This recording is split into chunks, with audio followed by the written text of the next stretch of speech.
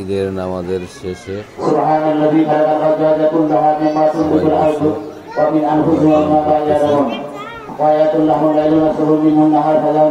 হলো আমাদের রাজবাড়ী জেলা পাংশা উপজেলা বাবুপাড়া ইউনিয়ন ৪ নং বাবুপাড়া ঈদগাহ ময়দান।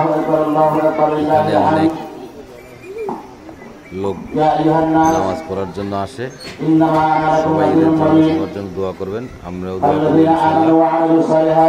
আমরা যেন পরবর্তী বছরে ঈদ আবার উদযাপন করতে পারি। দেখেন অনেক বড় ঈদগাহ মাঠ ময়দান।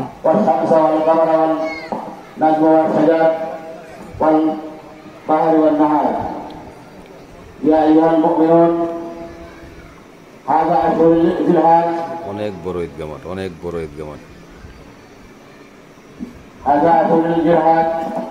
সবাই দোয়া করবেন, দেশে এবং দেশের বাইরে যারা আছেন সবাই সবার জন্য দোয়া করব। আল্লাহ রাব্বুল আলামিন যেন আমাদের সবাইকে সুস্থ রাখে, সুস্থতা দান করে। সবাই